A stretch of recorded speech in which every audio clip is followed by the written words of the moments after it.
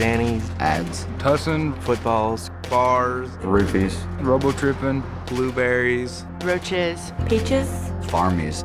By the time you realize that you've started doing it pretty frequently, you're going to be physically addicted, and then you're at a point where you can't stop even if you want to. Every prescription drug has an effect on you. That's why doctors give them to people. Some people think that because drugs come from a doctor, they're safe. But taking them for recreational use to get high can be just as dangerous and addictive as taking street drugs. A pill can have a totally different reaction on you than the person it was prescribed for. So a drug that's okay for somebody else could be dangerous for you. Because of potential for abuse and addiction, the DEA puts many prescription drugs in the same category as opium and cocaine. They're made obviously by pharmaceutical companies. There's basically 4 different categories: depressants, opiates, and morphine derivatives, stimulants, and antidepressants.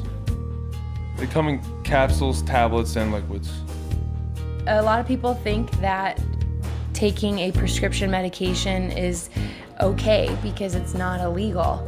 But the truth is that taking a prescription drug or giving a prescription drug is a form of using drugs or drug dealing. The first time I ever took Xanax was with friends. They just had some and I was curious. I was curious and I had a friend that just told me about it and I wanted to try it and I tried it. It was in high school. I remember one of my friends had gotten a tooth pulled, I think it was, and got a prescription of them. he had an entire bottle, and he was just telling me what it was and if I wanted to try it, and I just went for it. I was introduced to it by a friend of mine that actually was going to see a psychiatrist to get it. I was just hearing all of these good things, or these fun things. And it's like you're drunk and you don't have to drink. It's like, oh, they must be great. I'll try one. It's like, okay, well here, take these. You'll have a great night. You're gonna feel really good, and it's gonna be totally fine. My best friend in high school, she gave me one because her boyfriend used to take them, and she thought that they made her more comfortable around him and more secure about herself, and so she was like, hey, try one, I'd try anything that anybody had, just test out different prescriptions, and it just kept moving up. I wasn't picky about what kind I took, whether it was Klonopin or Xanax or Valium. So many of my friends were getting it prescribed from psychiatrists, and they were going to 2 or 3 different ones a month, so we had a pretty steady flow of it. I started going to doctors and, telling them a lie about trying to get Xanaxes, telling them that I couldn't concentrate at school, or I was just nervous or not comfortable around anybody. Then I would start getting prescriptions. Being that they're prescribed, it was easy to justify to myself that I was probably the kind of guy who needed this kind of thing, and it was okay. At school, I didn't really remember the day, or it made the day go by really quickly. So I got them as often as I could, and I took them as often as I could. They tend to blur reality quite a bit, and the days sort of run into one another. Days turn into weeks, that turn into months, and you don't realize it just sort of slips away from you. Because I wasn't experiencing anything that I cared about in life. I didn't have any feelings. I didn't have any emotions. Kind of lulled myself into a false sense of security, feeling like I was getting away with stuff, even though I'd still have to deal with it when I came down. You're constantly high, so you're not yourself. You're not the person that anyone in your life knew you as. You're some stranger to them, and you're mean. I would steal from my mom, I would steal from my brother, I would act out at family functions, I'd make a fool of myself, I would embarrass them, I would tell them things that I didn't mean, be very hateful. And it got to the point where my family kicked me out of the house and weren't willing to have me around when I was taking it because of how violent I would get. Within 24 hours, you're starting to come down and you crash off of it. Feeling like the worst case of the flu, can't move, can't think, just don't feel like yourself at all. Feel yourself starting to get depressed, being just less happy with everything around you. I was very depressed. My panic attacks and anxiety was at a very high point. I would be very emotional.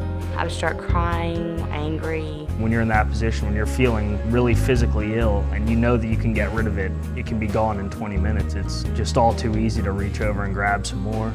By the time somebody's been addicted for so long, they don't have enough strength left in them to actually try and do that, so it's just easier to stay high. I would black out, and you're like, okay, what happened for the last 2 days? You'd piece things together, and you couldn't remember it one bit, totally black. When I would black out, I was completely awake, but I have no recollection of what happened. On my way home from the party, I got into 3 different car accidents because I was blacked out and I had no idea what I was doing. Got to my mom's house and the cops were coming. I knew they were coming. My only solution was my plan was to blow up my car in my mom's driveway. So I went out and I set my car on fire. I passed out at a party. I woke up. The next thing I knew, I was at a hospital, and my friend that I was at the party with told me what happened and said that I took about 20 Xanaxes that night. They called an ambulance, took me to the emergency room, and they had to pump my stomach. They thought I was trying to kill myself, but I was just trying to get high. I was drinking with the guy, and he kept on encouraging me to drink more, and I didn't understand. I just didn't really question it. I think I was 16. And then about a few hours later, I woke up in his bed and we were having sex, and I started crying and I pushed him off of me. I don't know how he thought that was okay. I don't know how I didn't say no. I don't remember, so I assume that I did, but maybe I didn't. Like you just don't know. When you use Rohypnol and you're forgetting everything, you have no idea what you really did. A guy that I used to know is on death row now in Arizona because he was on Rohypnol. He took a lot of them and ended up killing somebody. A buddy of mine continued to go in and out of the bathroom using Ritalin, and he managed to put himself in a state of unconsciousness and jump off a 6-story balcony, and when he hit the ground, he was immediately dead. I nodded out in a bedroom and woke up to find my friend. He was laid out on the floor. He had overdosed and passed away. He'd been laying there for 2 days. And my friend, this other girl, she was sitting in a chair right where I'd left her, slumped over, blue. I actually had to crawl over 2 dead friends to get out the door. Even when you come off of it, you're still cloudy in a way. Can't comprehend short-term memory loss. Things don't seem to be as clear in my mind. Things don't seem to connect as quickly in my mind. I don't remember any of the times that I was blacked out. Everything that I know from when I was blacked out comes from third party, so there's definitely chunks of my life that I'm missing, and I don't know that I'll ever get them back. There's weeks of time that I have no idea, what was going on. The people who want you to buy these drugs don't care. They really don't care about what happens to you. They want the money, and that's really what it comes down to. Otherwise, they just wouldn't do it. They wouldn't make it sound so good. They wouldn't make it sound so interesting. They wouldn't make it sound like this thing that it's gonna be this one-time fun thing. If I knew what the side effects and the consequences, and if I knew that I was going to be the way I was, there would be no way that I would have ever taken Xanaxes, because still to this day, I have a lot of regrets. The biggest danger of it is seriously the word of mouth. People talk about it and always talk good about it because they think it's okay, it's not going to hurt you. But it's just as hard on you as a cocaine would be. Eventually it gets to where it grabs hold of you and sucks you in. Just because it's readily available, or just because you can get it from your doctor, or just because your mom has it in the medicine cabinet or whatever, doesn't make it okay, and it doesn't mean that it's safe. I remember when I was little, you got TV saying just say no. I'm like, okay, just say no, whatever. But nobody ever says this is gonna kill you. This is gonna take your life away. This is gonna make your family hate you. It's gonna make your girlfriend hate you. It's gonna make life a living hell. I probably would have listened to him.